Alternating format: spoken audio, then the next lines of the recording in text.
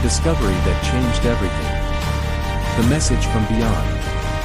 Captain Sarah Mitchell stood in the observation deck of the research station Horizon's Edge, watching Earth rotate slowly below. She had spent 15 years in space, studying distant stars and searching for signs of intelligent life. Like every scientist before her, she had found nothing but silence. The universe seemed empty, cold, and indifferent to humanity's existence. Then everything changed on a Tuesday morning. The signal came from nowhere. One moment, the deep space sensors showed nothing unusual. The next moment, every screen in the station lit up with data. Sarah ran to the communications center, her heart pounding in her chest. The other scientists were already there, staring at their monitors with expressions of shock and disbelief. The signal was not random noise. It was not a natural phenomenon. It was a message, written in mathematical language that any intelligent species could understand. Sarah felt her hands shake as she helped decode it. The message was simple, direct, and absolutely terrifying in its implications. Humanity of Earth, the message began. We have been watching you. First Contact Protocol. Within hours, every government on Earth knew about the signal. The United Earth government activated protocols that had been prepared for decades but never expected to be used. Military forces went on alert. Scientists gathered in emergency meetings. Religious leaders tried to calm their followers. The world held its breath and waited. The aliens did not make humanity wait long. 3 days after the first message, a ship appeared in orbit around the moon. It was massive, larger than any human structure ever built. The ship was beautiful in a way that human engineering could never match. Its surface seemed to shift and flow like liquid metal, reflecting the light of the sun in impossible colors. Ambassador Chen Wei was chosen to represent humanity. He was a career diplomat who had negotiated peace treaties and trade agreements across Earth for 40 years. But nothing in his experience had prepared him for this moment. As he traveled to the alien ship in a small shuttle, he wondered what he would find on the other side. The aliens called themselves the Galactic Assembly.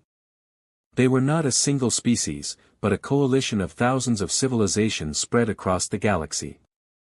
They had been watching Earth for over 2,000 years, observing humanity's progress from primitive tribes to a spacefaring species. Now they had decided it was time to make contact. The offer. The Assembly's representative was a being named Executor Valen. He was tall and thin, with skin that seemed to absorb light rather than reflect it. His eyes were large and entirely black, showing no emotion that Chen could recognize. When Valen spoke, his voice came from a device rather than his mouth, translated into perfect English. Ambassador Chen, Valen said. Your species has reached a critical point in its development. You have discovered atomic energy. You have left your home planet. You have begun to ask the big questions about your place in the universe. The Assembly has seen this pattern many times before. We know what comes next. Chen sat in a chair that adjusted itself to his body in uncomfortable ways. The room around him was vast and empty, with walls that seemed to stretch into infinity. He felt very small and very alone. What comes next? Chen asked.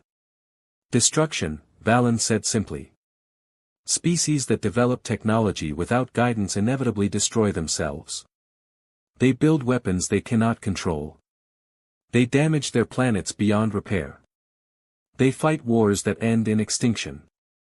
The Assembly exists to prevent this tragedy. Valen explained the offer.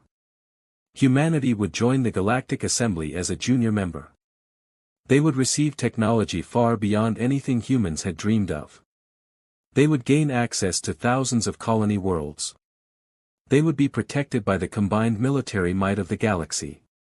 In exchange, humanity would follow certain rules.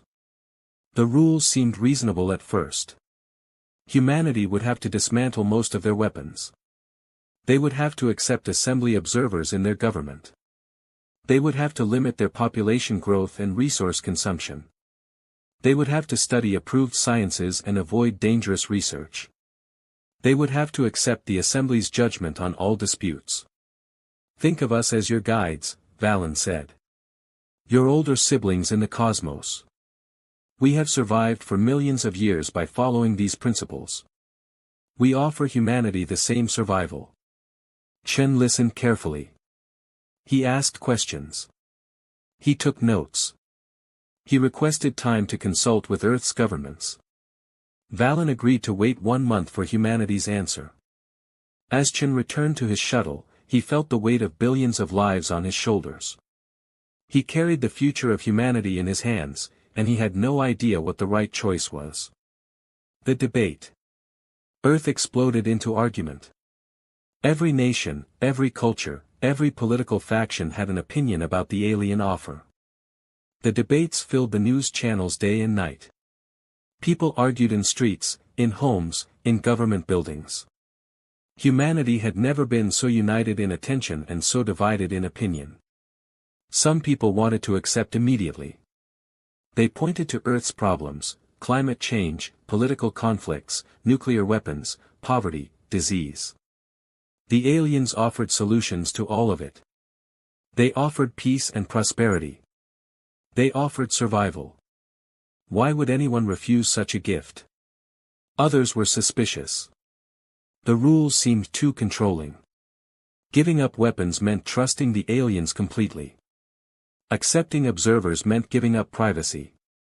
Limiting research meant stopping progress. Following alien judgment meant surrendering human freedom. The price for survival seemed too high. Sarah Mitchell found herself in the second camp. She had spent her life searching for alien life because she believed in human potential. She believed humanity could solve its own problems. She believed in taking risks and making mistakes and learning from failure. The alien offer felt wrong to her, like a parent who never lets their child learn to walk because they might fall. She was not alone. Military leaders worried about giving up Earth's defenses. Scientists worried about restrictions on research. Politicians worried about losing sovereignty. Artists worried about losing creativity.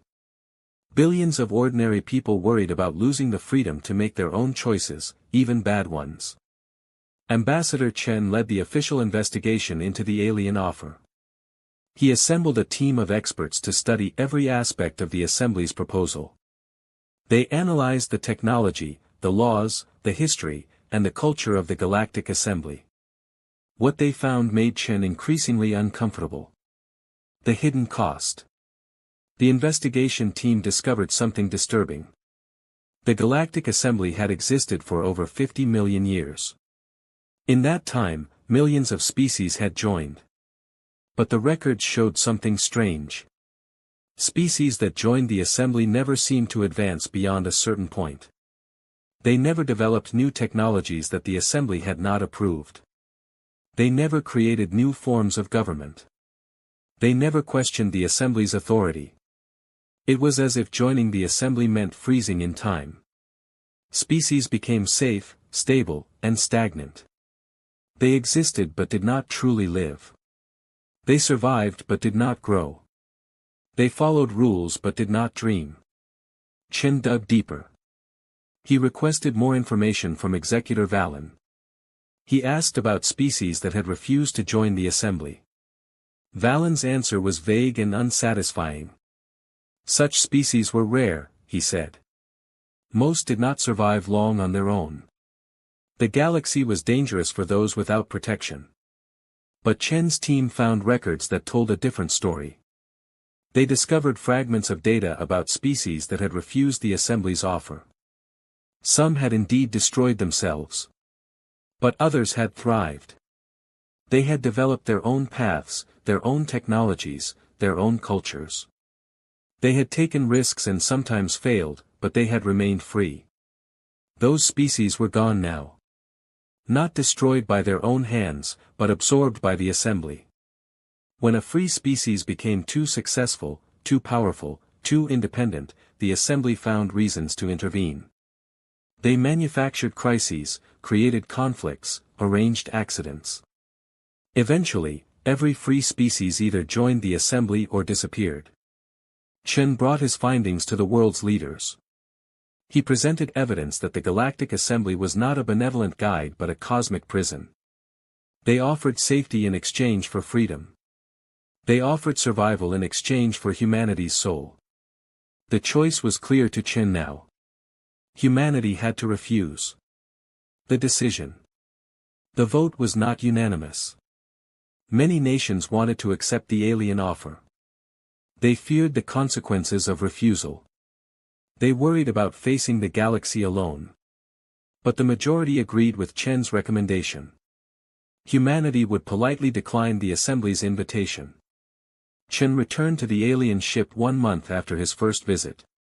Executor Valen waited in the same vast room. Chen delivered humanity's answer with as much dignity as he could manage. He thanked the Assembly for their offer. He expressed hope for friendly relations in the future. He explained that humanity needed to find its own path through the universe. Valen listened without visible emotion. When Chen finished, there was a long silence. Then Valen spoke, and his voice carried a tone Chen had not heard before. It was not anger exactly. It was something colder. You do not understand what you are refusing, Valen said. The galaxy is not the peaceful place you imagine. There are threats you cannot conceive of. There are forces that would destroy Earth without a second thought. The Assembly's protection is the only thing standing between you and annihilation. We understand the risks, Chen said. We choose to face them as free people. Freedom is an illusion, Valen replied. A comfortable lie that young species tell themselves. You will learn this truth, Ambassador. You will learn it in fire and blood and extinction. And when you do, when you come crawling back and begging for our protection, we will remember this day. We will remember your pride. And we may choose not to answer your call. Chen felt fear run down his spine. But he stood firm. Humanity accepts that consequence. We would rather die free than live as prisoners, even comfortable ones. Valen stood. The meeting was over. Then die free, Ambassador. We will watch your extinction with the same interest we watched your birth. Perhaps your failure will teach other species the value of obedience. Chen returned to Earth. The alien ship left orbit and vanished into deep space. Humanity was alone again, but this time they knew they were being watched. They knew the galaxy was full of life. And they knew that life was not what they had hoped it would be. The truth behind the peace. Investigation begins. Sarah Mitchell could not let it go. After humanity refused the Assembly's offer, most people tried to return to normal life. But Sarah kept thinking about Executor Valen's threats. She kept wondering what the Assembly was hiding.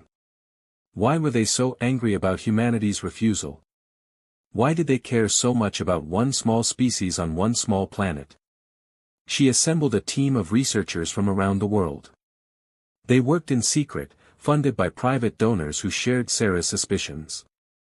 Their mission was simple: learn everything possible about the Galactic Assembly. Study their history, their technology, their member species, their enemies. Find the truth they were not telling humanity. The team started by analyzing every piece of data the Assembly had shared. Public records, cultural exchanges, scientific papers. Most of it seemed innocent. But Sarah had learned long ago that the most important information was often hidden in the places no one thought to look. She focused on the gaps, the inconsistencies, the things that did not quite make sense. One pattern emerged quickly. The Assembly kept detailed records of every species that had joined them over millions of years. But their records of threats, of enemies, of dangers in the galaxy were almost non-existent. For a civilization that claimed to protect its members from terrible forces, they seemed remarkably unconcerned with documenting those forces. Sarah's colleague, Dr. James Okafor, made a breakthrough. He noticed that the Assembly's expansion followed a pattern. They always moved towards certain regions of space and always avoided others. When James mapped this pattern over millions of years, he found something shocking. The Assembly was not expanding randomly. They were running from something. The signal from the dark. 6 months after humanity's refusal, Earth's deep space sensors detected an unusual signal. It came from a dead star system 300 light-years away. The signal was weak, barely detectable, and it was clearly artificial. Someone or something was trying to communicate. Sarah immediately requested permission to investigate. The United Earth government was hesitant. Venturing into deep space after refusing the Assembly's protection seemed reckless. But Sarah argued that humanity needed to understand the galaxy they now faced alone. Eventually, she received approval to lead a small expedition. The ship they built was called the Wanderer. It was equipped with the best technology humanity could produce. Faster-than-light engines, based on theories human scientists had developed independently. Defensive systems, just in case. Life support for a crew of 20 scientists and 10 military personnel. Sarah served as mission commander, a role she had never expected to hold. The journey took 3 weeks. When they arrived at the dead star system, they found ruins. A planet that had once hosted a thriving civilization was now a wasteland. The atmosphere was still breathable but toxic. The cities were collapsed and buried under dust. Whatever had happened here, it had happened long ago. The signal came from a bunker deep underground. Sarah led a team to investigate. They found the bunker sealed and protected by technology that was barely functioning after unknown centuries. When they finally broke through, they discovered a treasure beyond measure. A complete archive of a dead civilization. The species called themselves the Korath. They had been a proud, independent people who valued freedom above all else. 5,000 years ago, they had encountered the Galactic Assembly. They had been offered membership. They had refused. And that was when everything went wrong. The Assembly's secret. The Korath records told a story that made Sarah's blood run cold. After the Korath refused to join the Assembly, they were left alone for exactly 100 years. During that time, they expanded, they prospered, they developed new technologies. They proved that a species could survive and thrive without the Assembly's protection. Then the attacks began. Ships appeared from nowhere and struck Korath colonies. The attackers were never identified. They used weapons that seemed designed to create maximum terror with minimum efficiency. They would destroy a city and then vanish before the Korath military could respond. The attacks continued for 50 years, growing worse over time. The Korath fought back. They built better weapons and stronger defenses. They investigated their attackers and slowly uncovered the truth. The mysterious raiders were not mysterious at all. They were mercenaries hired by the Galactic Assembly. The attacks were staged to prove the Assembly's point: species that refused protection would be destroyed by the dangerous galaxy. When the Korath leaders discovered this truth, they prepared to expose it to the galaxy. They gathered evidence, recorded testimonies, and prepared a massive broadcast that would reach every star system. They were going to tell the universe that the Galactic Assembly was a lie, that the threats they protected against were threats they themselves created. The broadcast never happened. The final Korath record was a video message recorded by their leader, a woman named Thela Korath. She stood in a bunker similar to the one Sarah was now exploring. Behind her, the sounds of explosions and screaming echoed through stone walls. "We were fools," Thela said. Her voice was calm despite the chaos around her. "We thought we could expose them. We thought the truth would set the galaxy free. But the Assembly is too powerful, too old, too patient. They have done this before. They will do it again. To anyone who finds this message, run. Hide. Never let them know you discovered their secret." The recording ended with a massive explosion that destroyed the recording equipment. Thela Korath and her people had died 5,000 years ago, taking their truth to the grave. Until now. The weight of knowledge. Sarah sat in the ancient Korath bunker and tried to process what she had learned. The Galactic Assembly was not a protective alliance. It was a protection racket. They created the dangers they claimed to defend against. They manufactured threats to keep their member species dependent and obedient. Any species that refused to join or tried to leave was systematically destroyed and made into an example. This explained everything. The Assembly's anger at humanity's refusal. Their threats about terrible forces in the galaxy. Their insistence that humanity needed protection. It was all a lie, a con game played across millions of years with the fate of entire civilizations as the stakes. Dr. Okafor downloaded every file from the Korath archive. They had evidence now, proof that could expose the Assembly's crimes. But as Sarah climbed back up to the surface, she felt a growing dread. The Korath had tried to expose the truth, and they had been exterminated. Would humanity face the same fate? The Wanderer left the dead star system and began the journey home. Sarah called a meeting of all crew members. She explained what they had found. She showed them the Korath records. She gave them a choice: they could return to Earth and deliver this information, knowing it would likely trigger a response from the Assembly. Or they could destroy the evidence and tell Earth they found nothing, protecting humanity through ignorance. The vote was unanimous. They would return with the truth. Every crew member understood the risk. They understood they were likely bringing a death sentence to their entire species. But they also understood that humanity deserved to know what they were facing. They deserved the chance to prepare, to fight, to refuse to be victims of the Assembly's cosmic game. Earth prepares. When the Wanderer returned to Earth, Sarah delivered her findings to a joint session of the United Earth Government. The reaction was everything she had feared. Panic, disbelief, anger, and underneath it all, a burning determination. Humanity had not refused the Assembly's offer just to be quietly murdered for that refusal. General Marcus Stone led the military response. He was a veteran of Earth's last major war, a conflict that had nearly destroyed the planet before reason prevailed. He had spent his career trying to prevent another war. Now he had to prepare for the biggest war humanity had ever faced. "We have advantages," General Stone told the assembled leaders. "The Assembly doesn't know we discovered their secret. They think we're just another stubborn species that needs to be taught a lesson. They will use their standard playbook: staged attacks, mysterious raiders, carefully controlled pressure. But we know the truth. We know the raiders are coming. We can prepare." Humanity began the largest mobilization in history. Every resource, every industry, every brilliant mind was directed toward one goal: survival. They built warships in secret shipyards hidden in the asteroid belt. They developed weapons based on technology found in the Korath archives.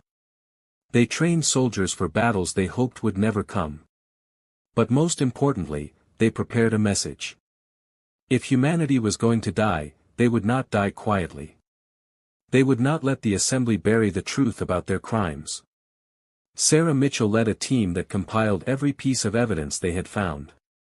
They created a broadcast that would tell the galaxy everything: the Korath story, the Assembly's tactics, the truth about the supposed threats that justified the Assembly's existence.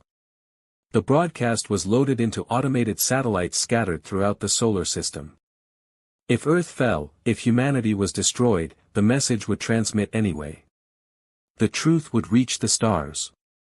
The Assembly might win the battle, but they would lose their precious secret. The first attack. The raiders came exactly 100 years after humanity's refusal, just as they had come for the Korath. They arrived at Mars Colony 3 in the middle of the night. 5 ships appeared from nowhere and opened fire on the settlement. 200 civilians died in the first minutes. But the raiders did not find victims. They found soldiers waiting in ambush. Human warships hidden in Mars orbit activated their weapons. The raiders suddenly faced an enemy that knew they were coming, that had prepared for them, that refused to be terrorized. The battle lasted 17 minutes. When it ended, 3 raider ships were destroyed and 2 had fled. Humanity recovered the wreckage and began analyzing it immediately. General Stone's investigators confirmed what Sarah had suspected. The raider ships were built using Assembly technology. The weapons matched specifications found in assembly technical manuals. The tactics were identical to those used against the Korath. The attackers even had assembly identification codes hidden in their computer systems. Earth now had absolute proof. The Galactic Assembly was attacking human colonies while pretending to be neutral. They were the threat they had warned humanity about. And they had severely underestimated the species they were trying to intimidate. Ambassador Chen Wei sent a message to Executor Valen. It was not a plea for help. It was not a request to reconsider joining the assembly. It was a simple statement of fact. We know, Chen said. We know about the Korath. We know about the staged attacks. We know about every species you have murdered for refusing to submit to your control. The game is over, Executor. Humanity will not be your next victim. We are coming for answers. We are coming for justice. We are coming for you. The message was broadcast across every frequency humanity could access. It went to Earth, to Mars, to every human settlement in the solar system. But it also went into deep space, toward the regions where other species were hiding, toward any civilization that might be listening and wondering if the assembly was truly invincible. Executor Valen's response came within hours. The alien's voice was no longer calm and superior. It carried an edge of something that might have been fear. You have made a grave mistake, Ambassador. The assembly has existed for 50 million years. We have outlasted countless species like yours. You cannot win this fight. Surrender now, and we will show mercy. Continue this path, and we will show you why the galaxy fears us. Chen Wei smiled as he prepared his response.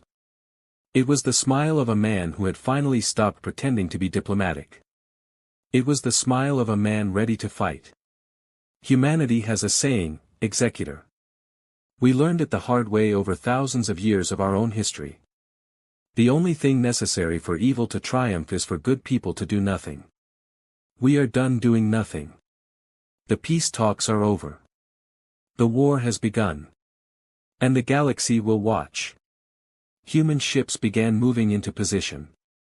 The satellites holding Sarah's broadcast armed themselves, ready to transmit at the first sign of Earth's defeat. Billions of humans prepared for a